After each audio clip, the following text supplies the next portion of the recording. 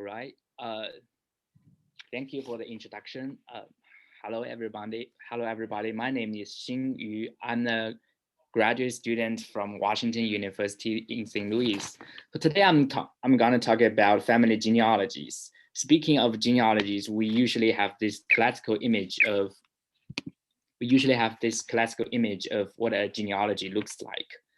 A genealogy usually contains lines connecting names, like in the image on the left, an image from a 13th century Chinese genealogy. Chinese genealogies prior to the 16th century largely conformed to the shape on the right, but from the late 15th century onward, genealogy became so much different. We're so familiar with the division between texts and the paratext as this conference is about text and textuality. In terms of both text and paratext, genealogy started to be very different. There emerged so many different kinds of paratexts. Genealogy started to have chapters and therefore tables of contents. Images of ancestor portraits and gravesite maps also started to appear in family genealogies. And many genealogies started to have multiple dozens or even hundreds of prefaces and postfaces added to the beginning or to the end of the genealogies. In terms of text, other contents that we think normally would not enter genealogies started to appear in genealogies, such as poems, ritual scripts, and tomb inscriptions. Meanwhile, more and more kin groups in China started to adopt print as the medium. In short, genealogies became more elaborate, structured, and more in print form. Or I would say genealogies were experiencing what I call the process of booklisation as they became more like printed books. This process of booklisation is the focus of my dissertation. Today, I will just concentrate on one aspect of this change, the emergence and popularity of literature sections in genealogies. As we just mentioned, before the late 15th century, most genealogies did not feature literature sections as they were mostly lines connecting people's names. But from the late 15th century onward, more and more genealogies started to take in literary pieces and give separate sections to literary pieces. I will explain what I mean by literary pieces shortly, but for now, let's just look at the statistics. Here is the temporal distribution of about 900 dated literary pieces that I gathered from about 50 genealogies printed between 1450 and 1644. Here I will. It shows that the fashions of both acquiring literary pieces and putting them together in printed genealogies were new to the last 2 centuries of the Ming, which was between 1450 and 1644. Here, I will present a case study to demonstrate how literary pieces entered the genealogies. We will look at the genealogy of the Ye lineage. It was a lineage that had about 150 male members in the 1490s. Ancestors of that lineage had already compiled genealogies before, but according to the record in the 1498 genealogy, previous genealogies were just the records of genealogical charts, that is basically lines connecting people's names. There had been no literary pieces or literature sections. Then in 1498, when the lineage printed its genealogy for the first time, it featured 2 literature chapters, one for poetry and the other for prose. The literature chapters took up roughly half of the size of the genealogy. Here is a breakdown of the literary pieces. The chapters contain poetry and prose written for members of the lineage in commemoration of certain occasions, such as birthdays, funerals, portrait making, and garden construction. These pieces were not very different from pieces that were normally included in Confucian scholars' literary collections, so they were technically literary pieces.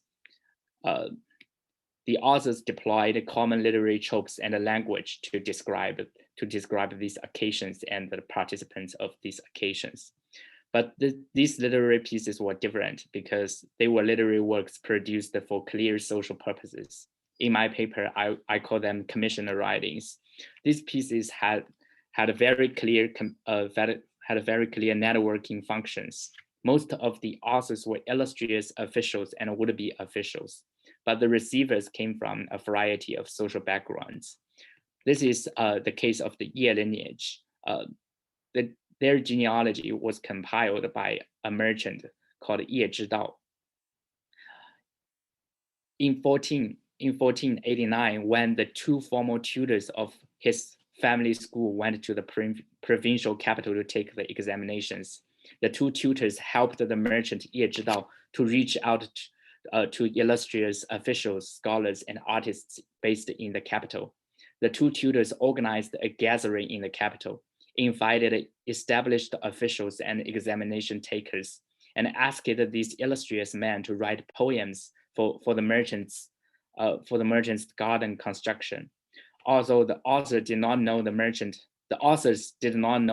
in person, they spared no effort in extolling the merchant's taste in designing, constructing, and naming the garden. A background survey of the poets showed that half of the poets were established officials, and most of the others were successful examination takers who would later become officials. And later, the merchant Ye Zhidao included all these poems in the genealogy that he compiled and printed in the following decade. By lumping together such literary pieces into family genealogies, the merchant/genealogy compiler changed the genealogy from a document of ancestry and blood relationships to a record of wide social networks.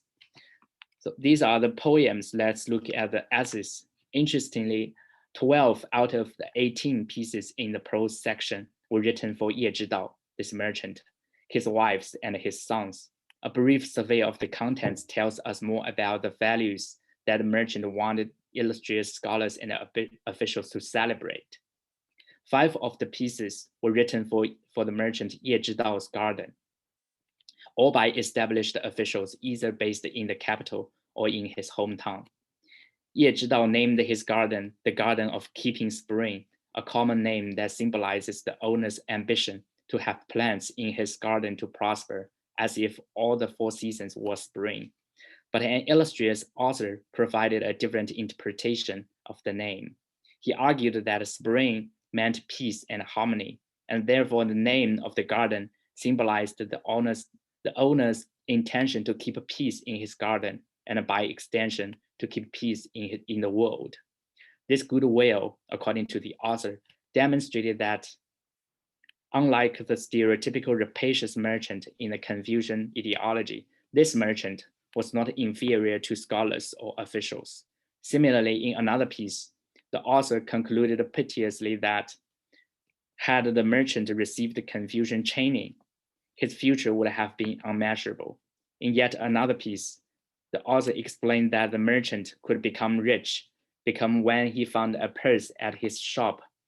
He returned the purse to the owner, which demonstrated his goodwill and attracted streams of customers to his shop. In these pieces, the authors went to great lengths to celebrate how the merchant planted the flowers, designed his garden, and used the garden as a place to cultivate his mind and socialize with Confucian scholars. At the center of these pieces was the celebration of the proximity of the merchant's lifestyle to that of the educated scholar. Like scholars, the merchant had a good taste and a cultivated mind. Therefore, in addition to showing off the merchant's social ability, the literary pieces here also helped the merchant construct an identity that made him closer to the cultured man and differ from the stereotypical rapacious merchant. By now, we have examined how commissioning literary pieces helped the receiver gain elite status.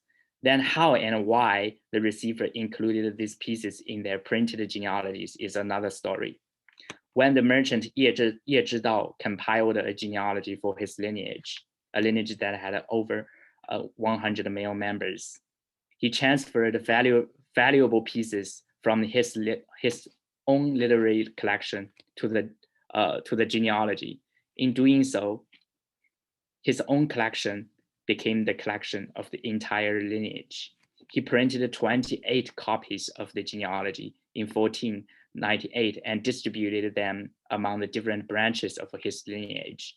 Other lineage members who held the copies would be able to access the merchant/compiler's individual collection. And as time went by, their descendants would view the literary pieces as the entire lineage's collective collection. In other words, the merchant's individual literary collection later became the entire lineage's cultural legacy, including the pieces in genealogies. The merchant/compiler reaffirmed his centrality in the lineage because 12 out of the 18 pieces in the prose section were devoted to that merchant, his wives, his sons, and his garden. The lineage as an aggregate gained valuable cultural assets to be passed down to future generations. There are several implications about this new development, that is the amassing and categorization of individual literary pieces, and then turning them into the lineage's cultural legacy. First, the need to use commissioner writings to demonstrate status suggests that sociability became a marker of status. Second, when members of the local elite, like the merchant in the above case, put individual literary pieces together in printed genealogies, they wanted to share their elite status with other members of the lineage and his own descendants. In other words, he intended to create cultural legacies to be passed down to pass down his status to future generations. Lineage legacy became very important.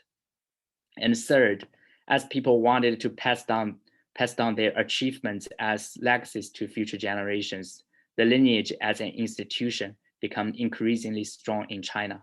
Taken together, genealogies were no longer simply records of bloodlines. They were books for constructing identity. Thank you.